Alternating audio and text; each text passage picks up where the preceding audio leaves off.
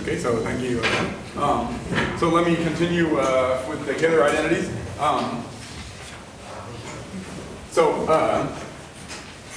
So here we saw the first order Kähler identities when you have a Kähler manifold. Now, so these are the important technical properties. But in fact, the important properties on a conceptual level are the corollary. So this concerns the Laplacian. So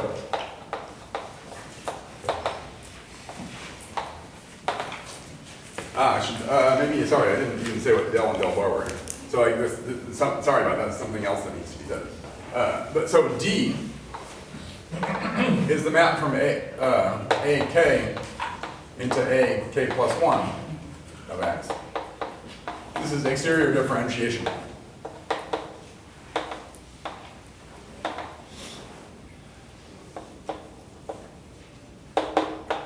Since we were a little bit out of time at the end of the last talk, I just wrote these operators del and del bar, but let's explain what they are. So D is equal to del plus del bar. So these are two operators which respect the decomposition by two indices. So del goes from A, P, Q into A, let's drop the X here, A, P plus 1, Q.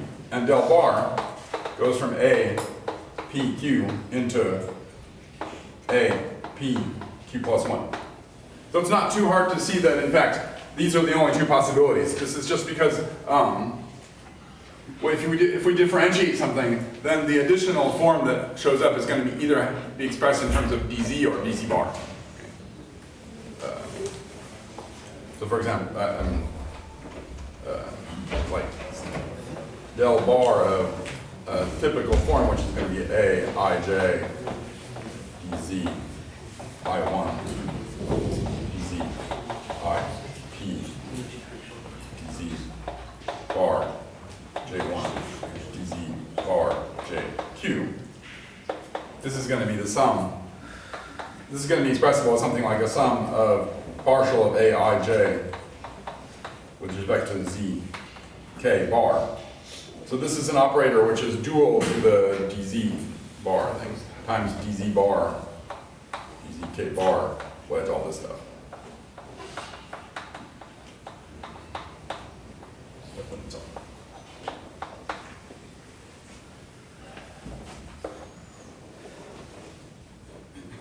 So, in other words, the exterior differentiation decomposes as there's going to be two terms here. There's going to be the del bar, where we get the dzj k bar term, and the del, where we get the dzk term. This adds an extra, this adds q to q plus 1. And this is the usual, but this is the usual exterior differentiation. So D is defined over R. So we can put it here, D really goes from A, kxr into A, k plus 1 of xr. So D is the usual exterior differentiation in differential geometry.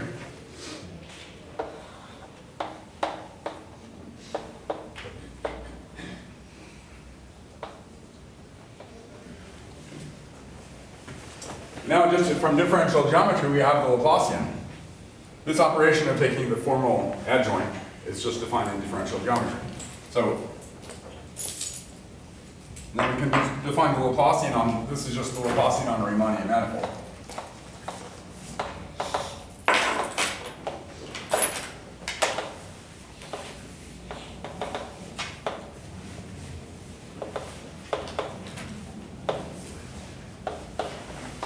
Laplacian for D is d star plus d star d.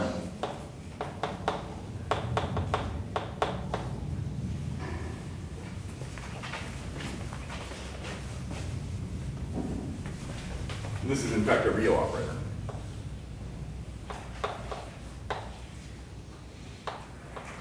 What we do, everything we do here is really with complex coefficients because we really need to talk about this del and this del bar. These operators are not real, they only have complex coefficients because in this part of the equation there's going to be a square root minus 1. Okay. So these operators only work for complex coefficient forms. But You could sort of, in your mind, split it into two pieces. I mean, there's the stuff that comes from C infinity geometry, and that's going to be defined over R. Then there's the stuff that involves the complex structure of X. That's going to have complex coefficients. Now, what is the property of the Laplacian? The main property of the Laplacian is that if we take the integral over x of the Laplacian of u comma u. So by this sign, this means the Hermitian product on forms, whatever the degree of the forms are. Okay? When we integrate over x, devolve x. Okay? This is going to be the integral over x of d star u plus d star d. Okay. And this term is, so now here's where we can use this formal adjoint property. But remember, the formal adjoint has the property that if we integrate over x, then the additional term disappears by Stokes' theorem. So we're integrating over x. This is just the integral of d. So we put this d over here.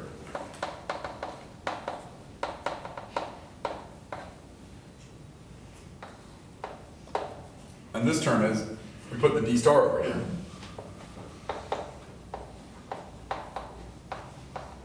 The d star over here becomes d. The d here becomes d star. So you can see this is just the L2 norm of d star u plus the L2 norm of du. Square. Square out. Okay? So in other words, of course this is always greater than or equal to 0, and it's equal to 0 if and only if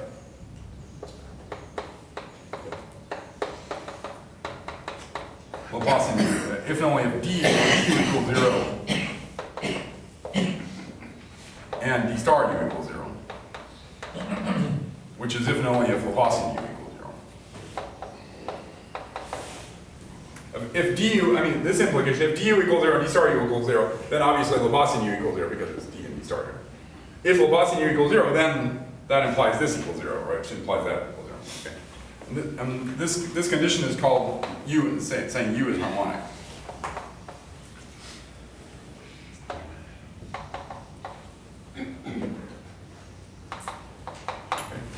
So a harmonic form is a form with the property that it's Laplacian 0 or that du and d star u are equal to 0.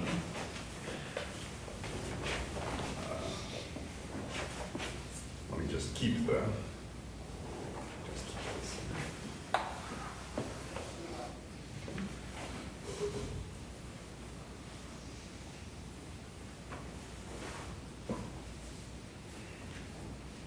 Now we can also define a Laplacian for these operators. So we can define Laplacian del just the same way as del star plus del star del.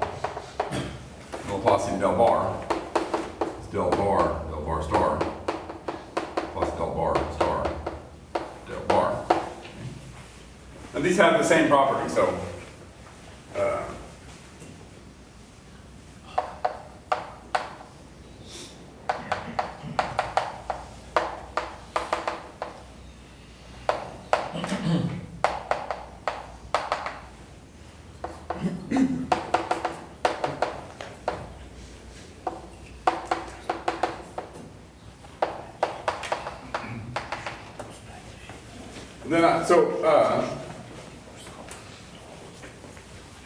then a corollary, so the second order Kähler identity,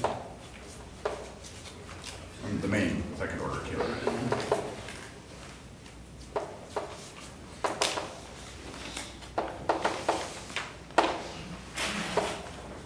What does it say? It says that these Laplacians are basically the same except there's a factor of 2. So it says that Laplacian d equals 2 times Laplacian del equals 2 times Laplacian del bar. That's on a Kähler graph.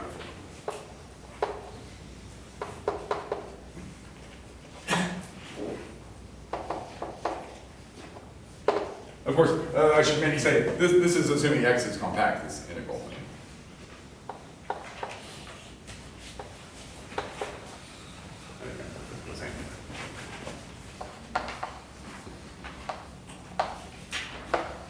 Or this is a local state.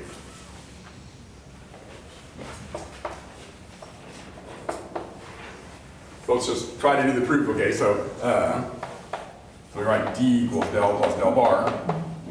So, and we use this identity. So Lavoisian d equals d star plus d star d, which is del plus del bar times del star plus del bar star plus del star plus del bar star times del plus del bar. Now we apply this. So this is going to be equal to square root of minus 1 times. So now when we see del bar star, when we see del star, that's the square root of minus 1 times lambda del bar. Okay? So we can put the commutator of lambda with del bar. And when we see del bar star, we put minus the commutator of lambda with del. Okay? So del plus del bar. Sorry to do this, but I mean it's better to do it in fact. So this is lambda del minus del lambda. So when you do these commutators, you're supposed to use the sign rule. Okay? These are operators. These operators that have degree 1, but lambda has degree minus 2. So you're supposed to use the sign rule, but actually for lambda, there's no sign rule because it's degree minus 2. So when you do the commutator with lambda, it's still minus. If it was a commutator of 2 operators of degree 1 in the forms, it would be a plus. So that's del star plus. Now del bar star is minus, so this is really minus lambda del bar plus del bar lambda.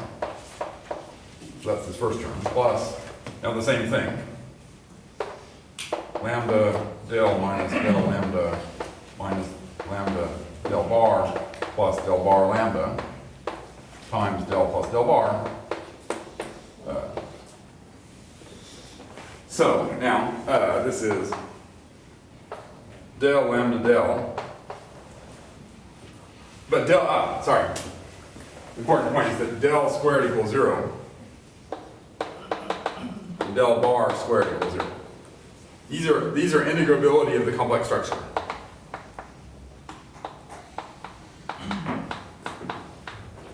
So if you have these are true on the complex manifold. It would not be true on an almost complex manifold, okay? And in an almost complex manifold, the del bar squared is not going to be equal to 0. Okay? On a complex manifold, del bar squared equals 0, and therefore del squared equals 0. Okay? So this term del times lambda, that's 0. Okay? So now we have minus del lambda del bar plus del bar lambda. Then over here we have this term again. Sorry, that was the del term. Plus del bar lambda del minus del bar del lambda plus minus del bar lambda del bar plus the del bar squared lambda is 0. So that's the whole first part. And the second part is that's 0. Then minus del lambda del is this term minus lambda del bar del plus del bar lambda del. Now the terms with del bar, so plus lambda del bar minus del lambda del bar. That term is 0 plus del bar lambda del bar. Okay, now if I haven't made any mistakes, we have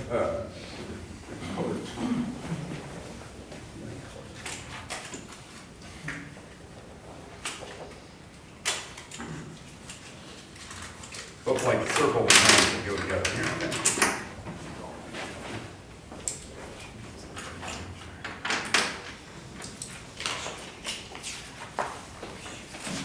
Okay, so there's a term, the del lambda del. And del lambda del, that's a plus and a minus, so these get crossed out. Okay? The same with the del bar lambda del bar, minus del bar lambda del bar, plus del bar lambda del bar. Okay. Then del lambda del bar and del lambda del bar, those are both minus, so these are the same. Then del del bar lambda and, where are we? Sorry, del del bar lambda and del bar del lambda. So the two del and del bar, those are order 1, so if we interchange them, it's a minus sign. So these two are the same term, so these are the same. Okay. Del bar lambda del, del bar lambda del, these are the same.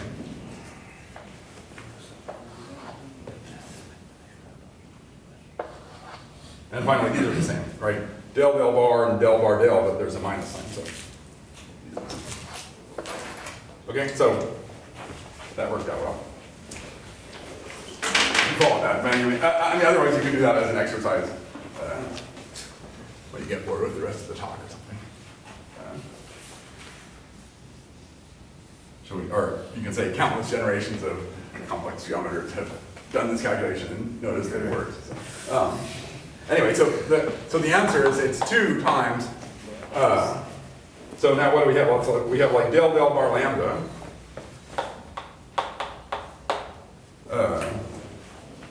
Del del bar lambda plus del bar lambda del. Plus del bar lambda del. Minus del lambda del bar. And also the bracket, the breakage. Two breakage. Yeah, 2 everything, yeah. Then there's another one, lambda del del bar. Fluffing it. Now, so I hope you'll believe me when I tell you now. You weren't going to believe me, but now you're believing me, right? We don't want to do this again. But this is actually 2 times the Laplacian del bar. I mean, if you do it, it's easier than that. I mean, I did the hard one. It's easy that you just sort of take half the terms everywhere. I mean, you like take half the terms here and half the terms here, something like that. Or really a quarter of the terms, I guess. Anyway, if you do this with the del and the del bar, you get the same answer but without the 2, basically.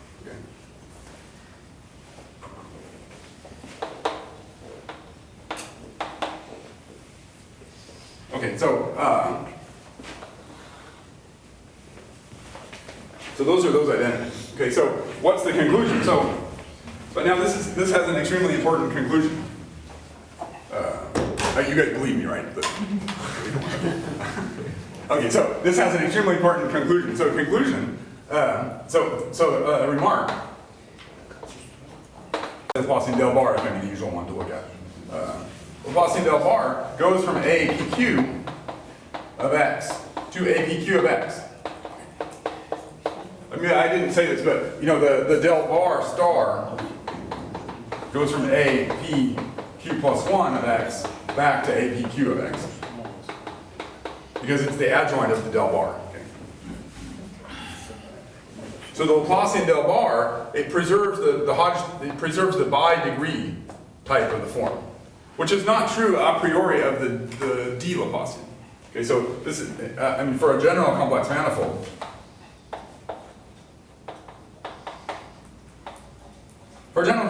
that's true for the Laplacian del bar again, but it's not true for the d.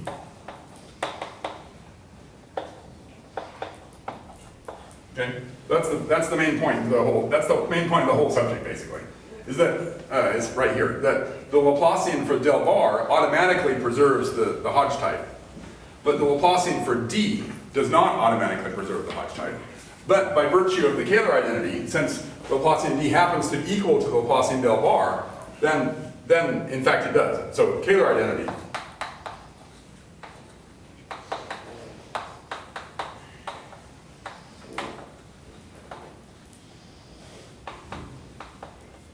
The Kähler identity implies that the Laplacian for d preserves the PQ Hodge type. That's really the key point of the whole thing. So you might say now you know everything.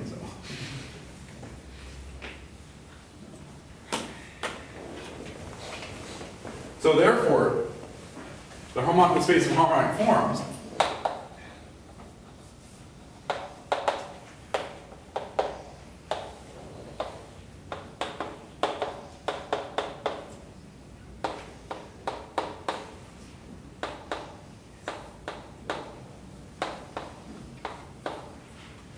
define this to be, if we define the space of harmonic forms to be the kernel of the Laplacian, then we have hk of x is equal to the direct sum of hpq.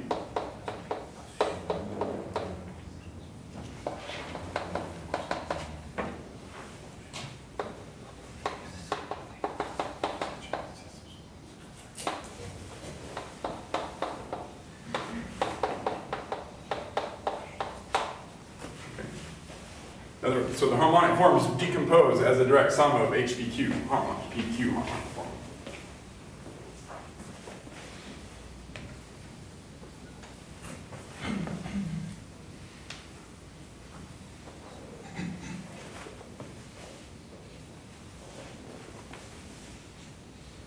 Now, elliptic operator theory on a general Riemannian manifold.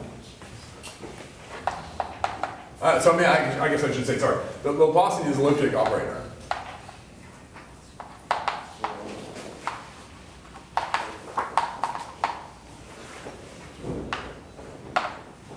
In local coordinates is equal to,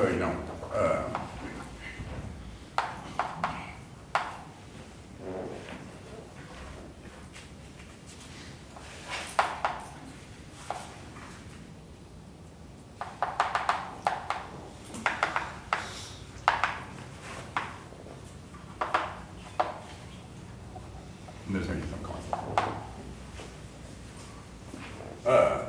On any, even on forms, it's an elliptic operator. That's because it has the d star in it. Okay, the d only differentiates some part of the forms. It only involves some part of the differentiation, but the d star sort of gives you back the rest of the differentiation. Okay, which you can see from that positivity thing, basically. But yeah, So the symbol, I mean the second order, it's a second order elliptic operator. The second order term is d squared by dj xj squared, okay? And so elliptic operator theory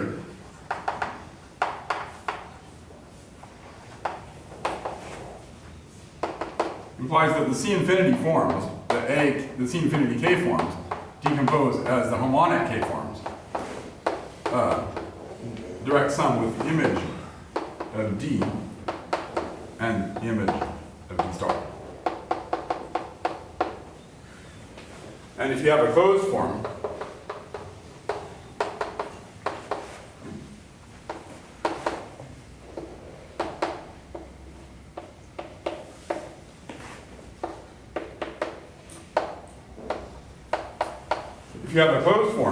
then it's expressed as a harmonic form plus D of something. This general direct sum says that right, in general, U equals H plus D V plus D star W, but DU, DH equals 0.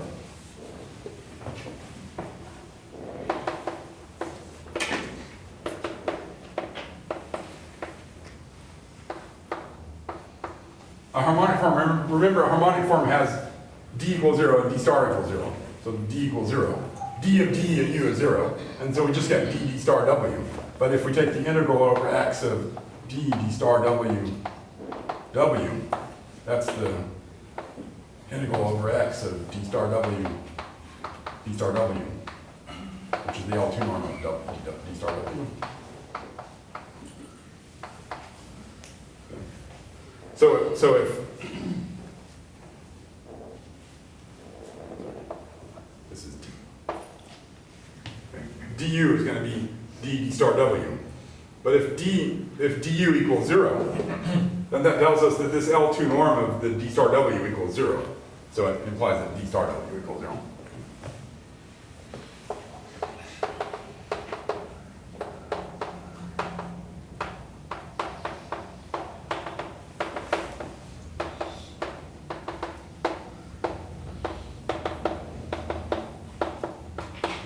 That's just a formal manipulation. The elliptic operator theory is necessary in order to get a decomposition like this. I mean, you can maybe possibly say something like that in terms of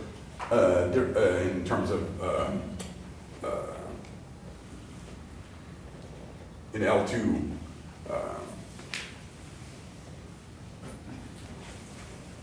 or something like that, but possibly. But you have to take define the operators in terms of distributions and so on. But the elliptic operator theory tells you that, in fact, this is going to be a decomposition in terms of C infinity. So let's not discuss that. I mean, that's a whole subject of itself and so on. But that's a general thing for our general Riemannian manifold. So we can sort of assume.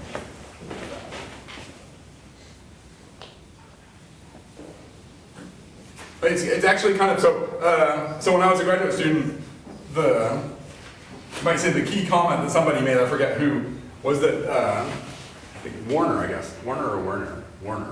There's a little book by, I think it's named Warner, that does this theory, basically. That does the elliptic operator theory for the Laplacian on a Riemannian manifold. This is basically by Hodge.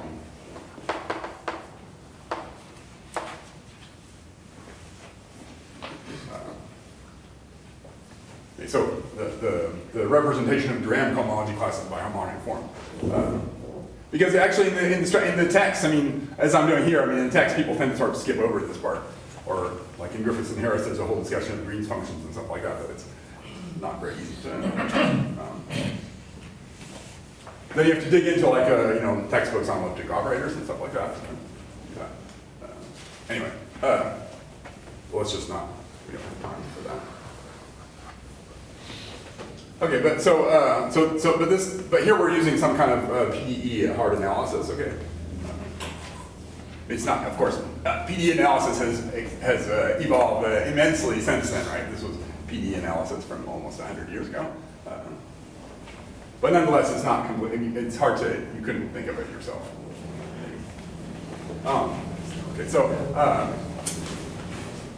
Okay, but so now what does this tell us? So this main equation says that if du equals 0, then u equals h plus dv. So this tells us that the Durand cohomology classes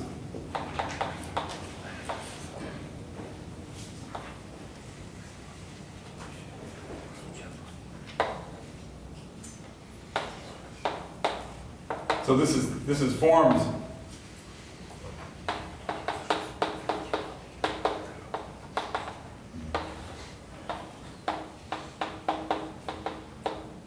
right, Durand cohomology classes on X, so let's call this.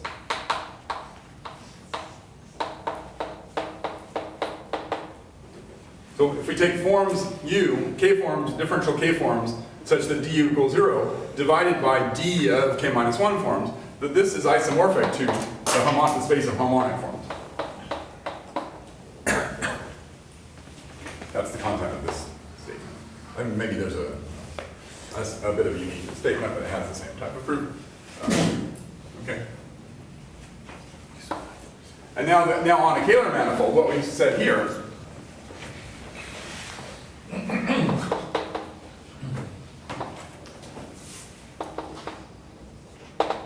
this is also isomorphic to the direct sum over P plus Q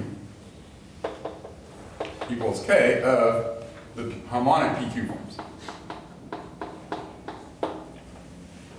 Okay. And this is the famous Hodge decomposition.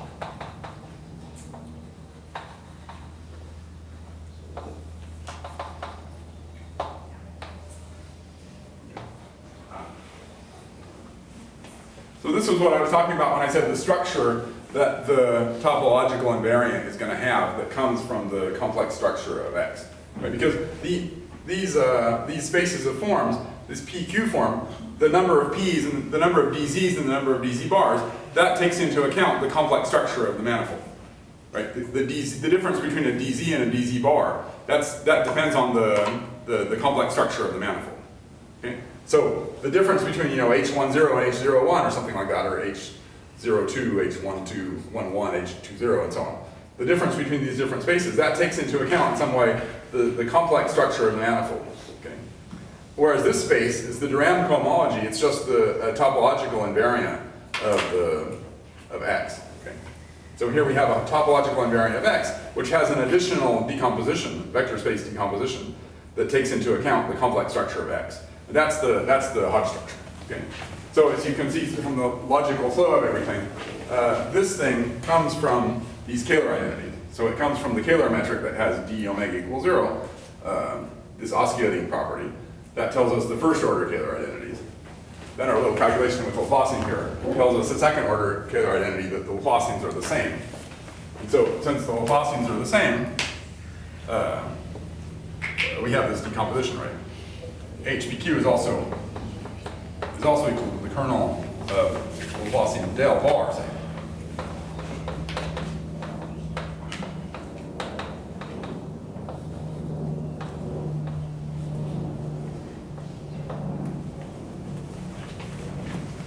And so we get a vector space decomposition. Now let me just go a little bit with this little comment here, which is that in the same way as we have what I'm just erasing for the differential D, the Riemannian, the differential geometry, Durand differential D, we have the same thing for del bar. Or for del also, but okay. So we also have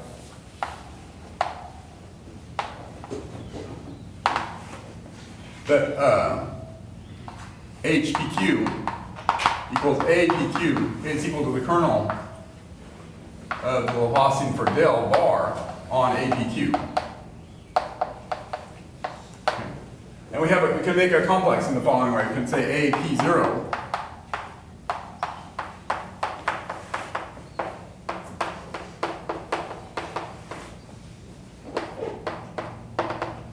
We can make a complex using just the differential del bar.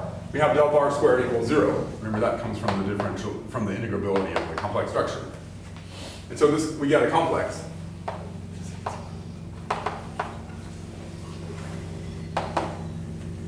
And again, the kernel of the Laplacian, and again, so a form U,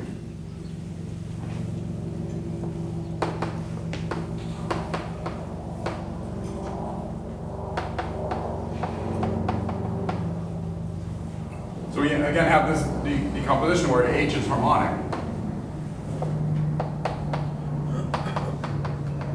Any PQ form has a decomposition as a harmonic plus del bar of something plus del bar star. And if del bar U equals 0 by the same argument as here, then U equals H plus del bar of V. So the cohomology of this complex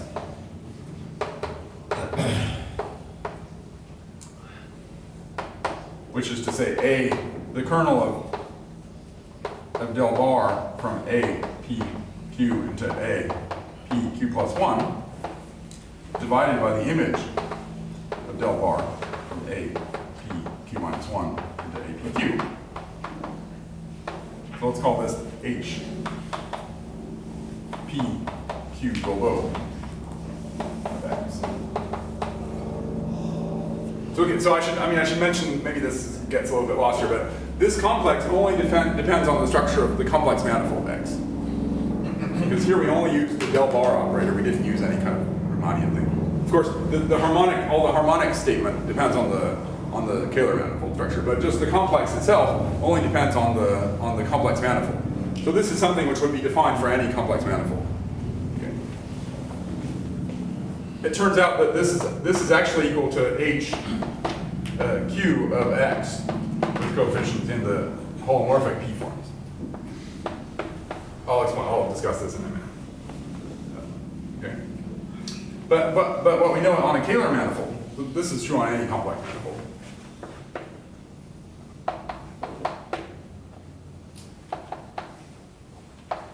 So if X is a Kähler manifold, actually maybe that's well maybe. Do we need Kähler for this?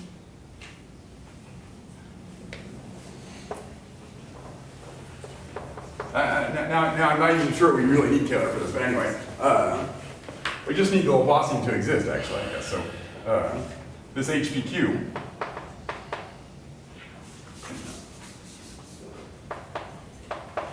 yeah, I don't think we don't even need the Kähler condition so far. I mean, it's equal to the space of del bar harmonic PQ form.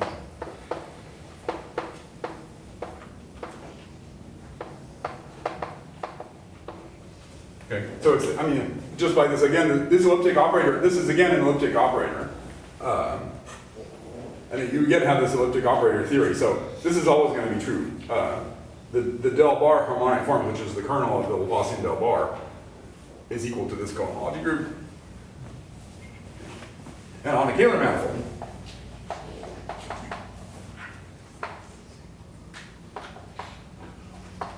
then this HPQ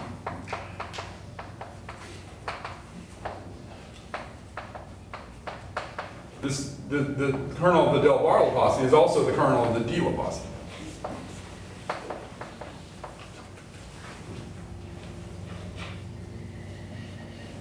And we have, so altogether we have H K of X comma C, the Durand cohomology, is isomorphic to the direct sum of this Dolbeau cohomology.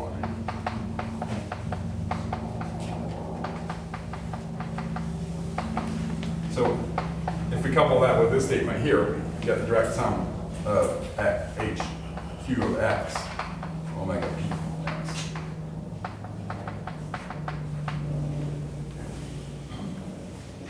And this is a complex manifold invariant of X.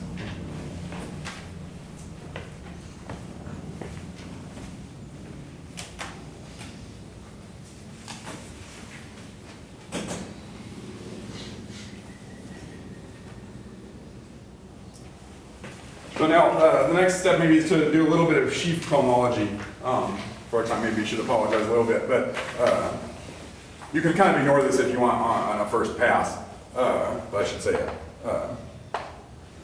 If you want, you can just define cohomology by taking these spaces of global forms, but it's going to be a little bit difficult for the Q structure, but roughly speaking, we can just define cohomology by taking these spaces of forms, global spaces of forms, and taking the cohomology of the complex.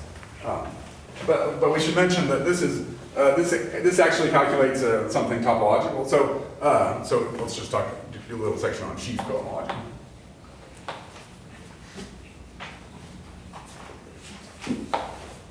Right, so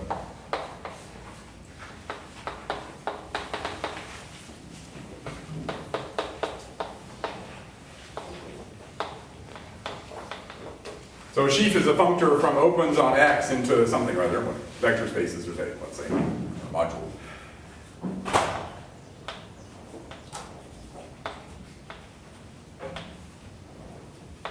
Some kind of modules or groups or something like that. Satisfying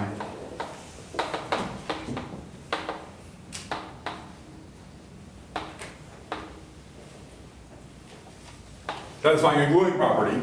Okay, so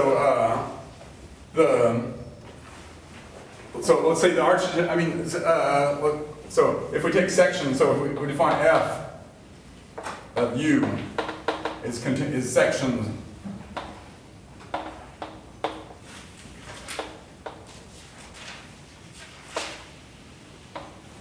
if we define it to be sections of some bundle over U, that's an example.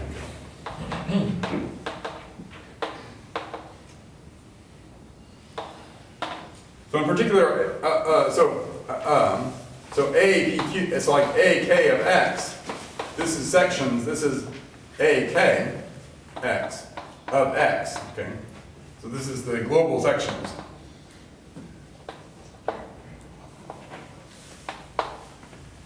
Of the sheaf of C infinity K forms of X. That's going to be, the sheaf is going to be called round K. And similarly, APQ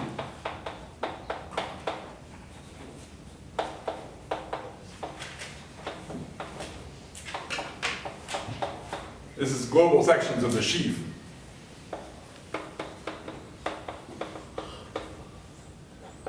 of holomorphic of PQ forms. Say C infinity PQ.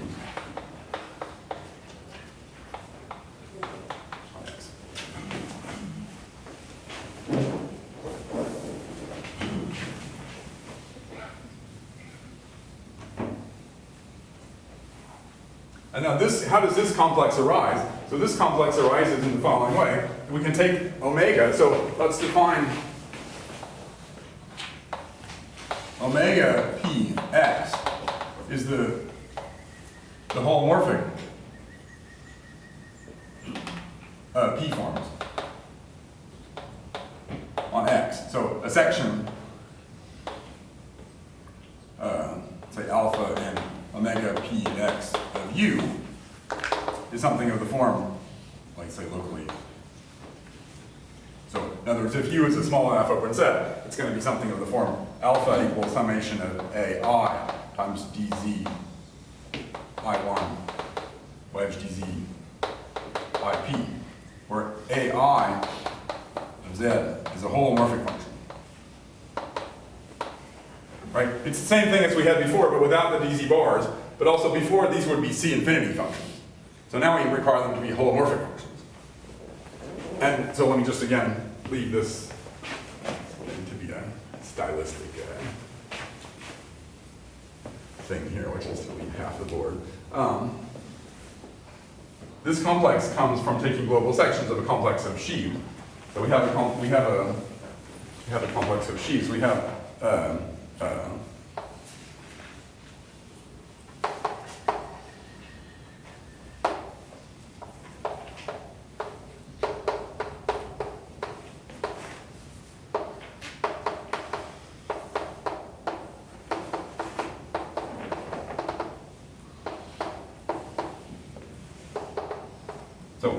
the first map is just the inclusion from holomorphic sections into C infinity sections.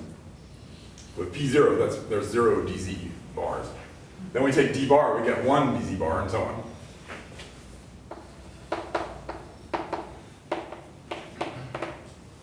And this complex is exact.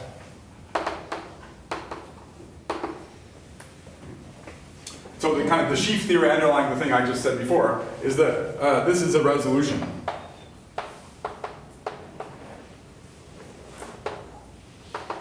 of omega px by acyclic.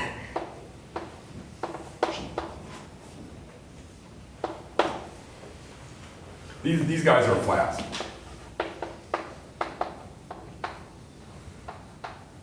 So their cohomology vanishes. So I don't have time to do the general discussion of cohomology. So there's two ways you can define cohomology. You can define cohomology by taking the category of sheaves and then looking at injective objects in the category of sheaves and then applying your global section functor and so on. The more usual way is to take check cohomology.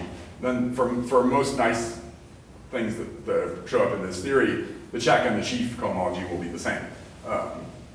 Then if the sheaf has this Flask property, so basically if it admits partitions of unity, you can take sections here and multiply by partitions of unity if they're C infinity sections. Then the higher check cohomology vanishes. And so the higher cohomology of all these terms vanishes, and the full cohomology of the whole complex is just given by taking global section. So the corollary is that H Q of omega px. Carlos, it's not Flask, it's soft. It's but it's sorry? It's still a cyclic material. Okay, whatever. I thought Flask and soft were the same. Well, no. Okay. I mean, anyway, it means you have partitions of unity. Okay, thank you. Anyway, so the conclusion here is that the cohomology, either in terms of sheaf cohomology or in terms of check cohomology, of this sheaf of holomorphic forms is given by taking this resolution and then applying global section. So it's the Qth cohomology of the complex of global sections, which is exactly this one.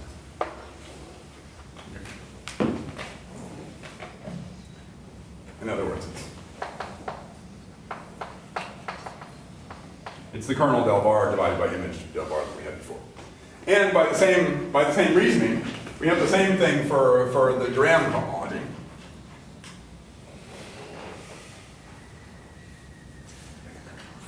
So similarly, we have the C bar, the constant sheaf.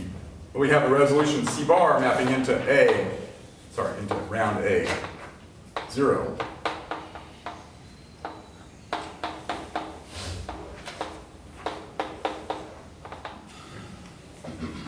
So the constant sheaf with complex coefficients maps into all this stuff, so we get hk of x with coefficients in this constant sheaf C bar equals to the kth cohomology of the global section.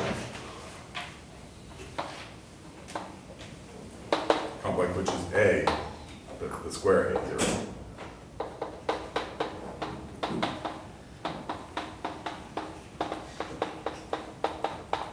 Again, I mean, I'm sorry if this is a little fast and everything.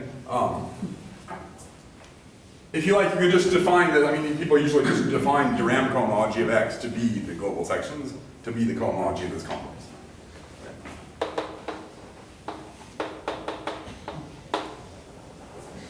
But maybe, so why am I saying all this? The point is that this thing has a natural subspace, which is h k of x comma q.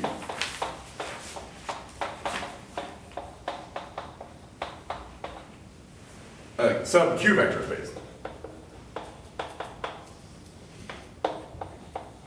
of the same dimension. Okay, that's the cohomology with Q coefficients.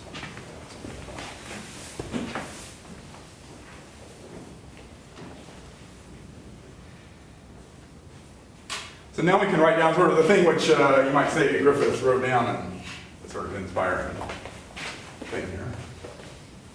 Which is we can take the cohomology of X with Q coefficients.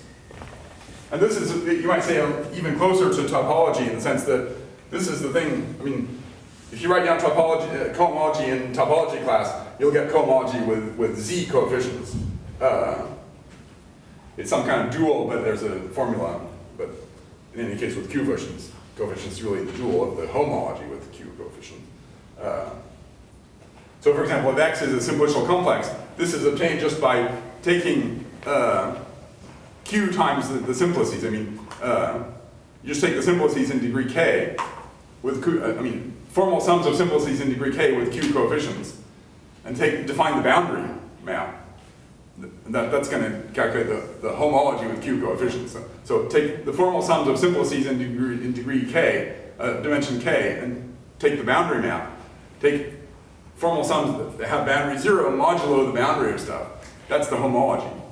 And this thing is the cohomology, it's the dual of the homology. Okay? So this is really a topological thing.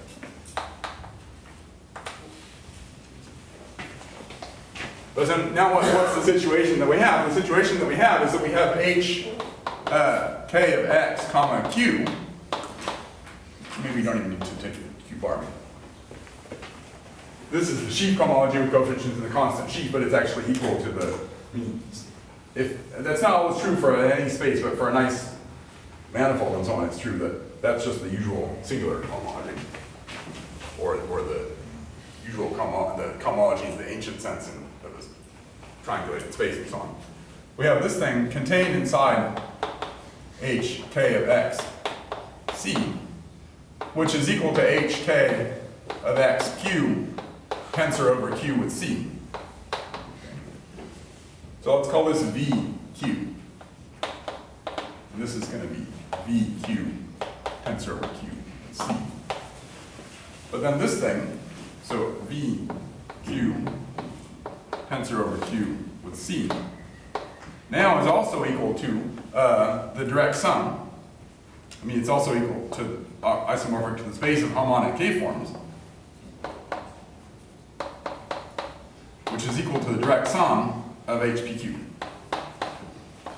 Direct sum of the harmonic PQ forms.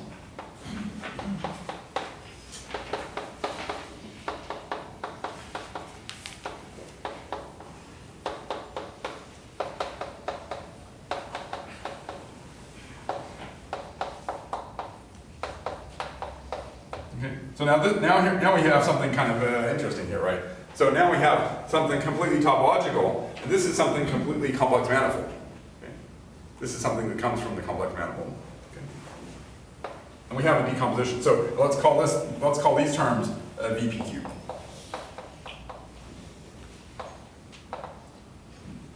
VPQ is this term.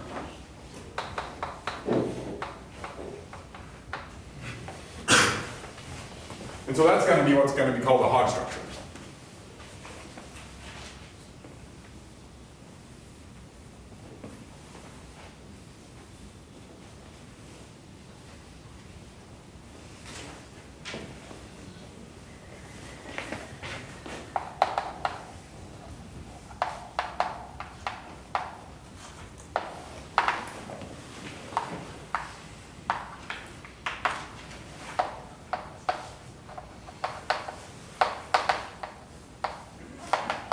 So we have a finite dimensional Q vector space, and then we have V, Q, tensor C is the direct sum of V, P, Q. A direct sum of complex spaces. Okay.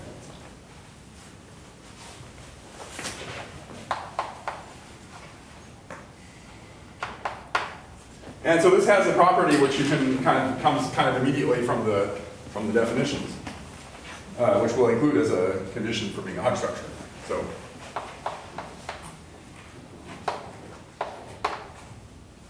So the property is, what's the property? It says, so if you think about it, so we didn't insist upon this fact, but remember HPQ, that's all the stuff that has P copies of DZ and Q copies of DZ bar.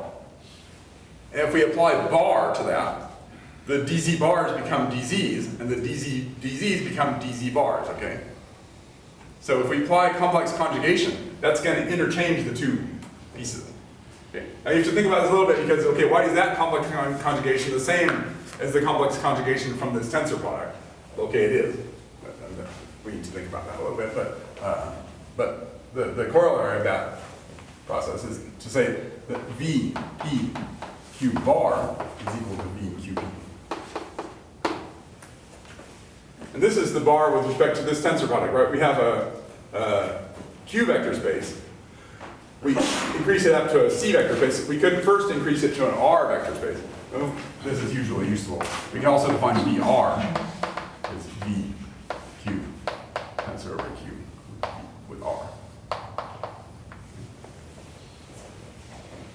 So VR is the real form of this complex vector space, okay? And it's complex conjugation with respect to this VR that interchanges PQ and QP.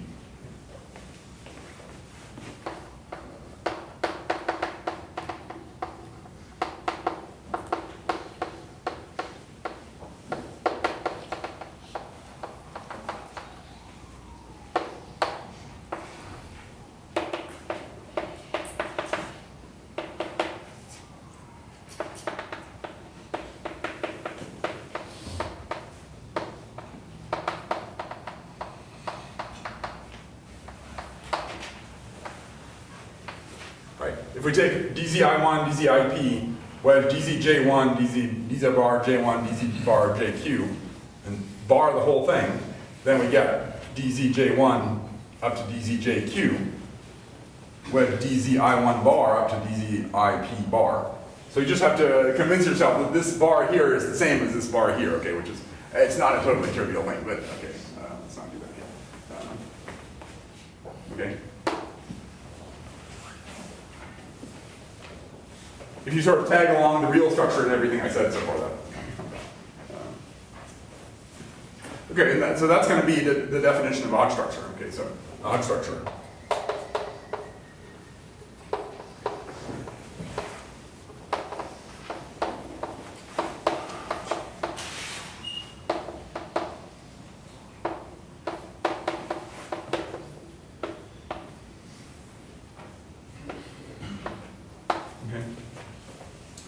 Now, what we really want to have, so we have some further additional properties, but which is a little bit more subtle, maybe. Not that much more subtle, but a little bit more subtle. Requires some more discussion. So what we really have is what we've gotten so far is the theorem is that if X is a compact scalar manifold,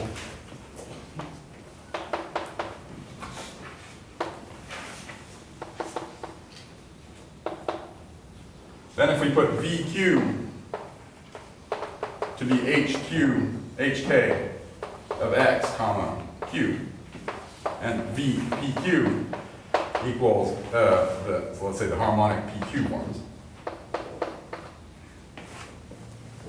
we get a Hodge structure.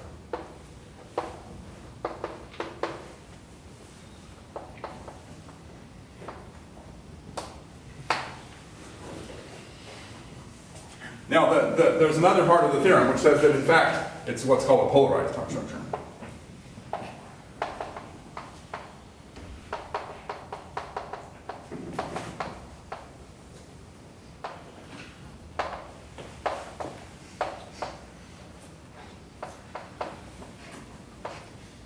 So maybe I'll start with that next time. So let me just mention some examples before we do that.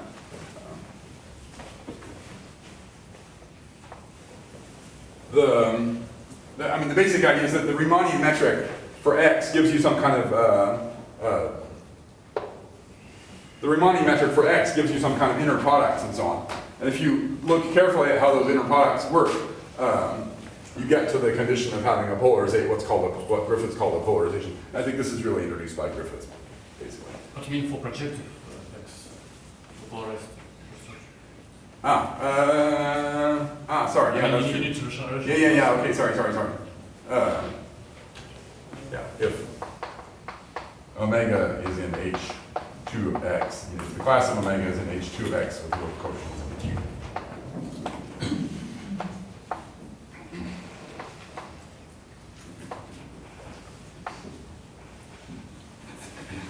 So if the class of omega is defined over Q, then the polarization form is going to be defined on VQ. If the class, I mean, in general, you'll get a real polarized structure. The VR thing, if you forget about the Q thing, the VR thing will have a polarization form from omega.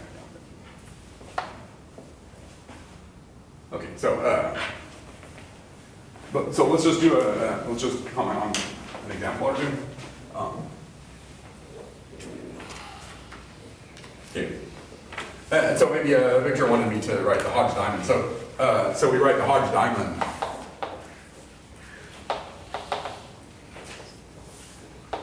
Of x. So maybe Victor should tell me which direction I should write it. Like diamond. So the middle cohomology is like that. Yeah. Okay. So we'll put h. So let's say n equals dimension x. Okay. So we have h n of x. Then we have and so on. Should I go this way or the other way? Yeah.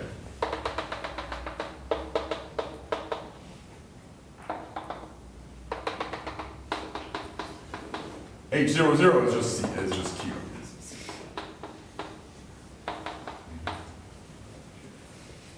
And there's some kind of, to start with, there's some kind of Poincare duality. Poincare duality interchanges the vertical in the vertical direction. Complex conjugation interchanges in this direction.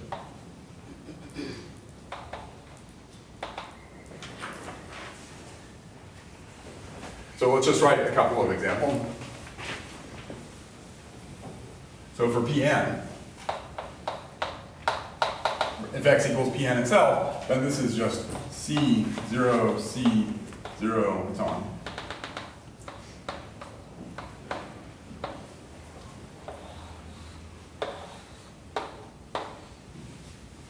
In other words, H2K. So then V0 is not like this, not C0, C. So Sorry. Yeah. So okay, C0, 0, C, whatever. That's all.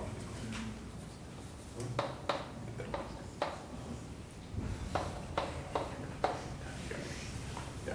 H2K of Pn. We'll be discussing this more. I mean, if you think about how this is organized, right, the first level here, the second level goes into two pieces, then the third level goes into pieces like that. Okay? There's still some zero which is not, should be C. I should maybe do P2. H2K of Pn equals C.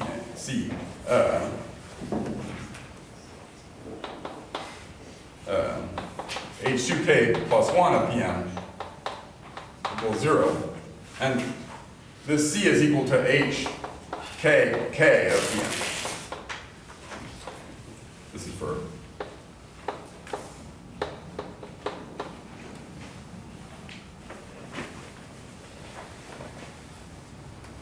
let's do P2.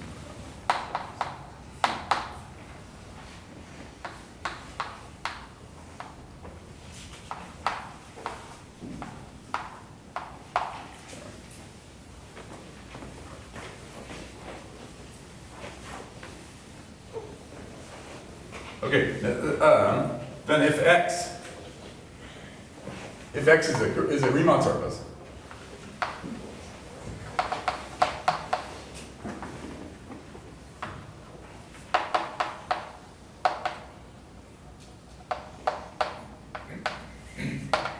then the Hodge diamond of X looks like C to the G, C to the G.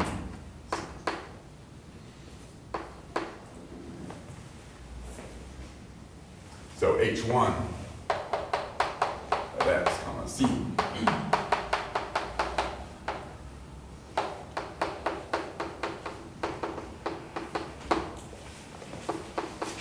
And so the famous Torelli theorem says that the isomorphism class of X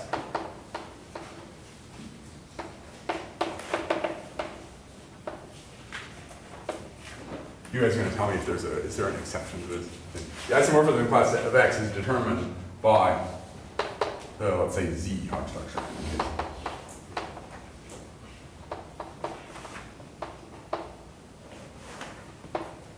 You can imagine what I mean by that.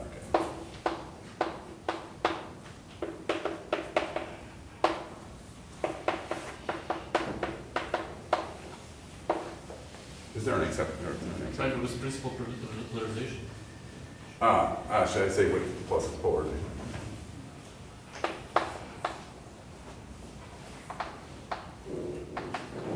Okay, but so roughly speaking, what this says is that for dimension 1, so for compact Riemann surfaces, the way that this subspace varies inside here, the way that this H10 space inside H1, I mean inside B1Z tensor C. We have this 2G dimensional free abelian group. Tensor with C, we get a subspace that has, at least locally speaking, a fixed basis. And then as the complex structure moves, the subspace moves. And the way the subspace moves, that determines exactly the complex structure of the Riemann surface. Okay. That's the Torelli theorem. So that's kind of the thing which inspires this whole Hodge theory.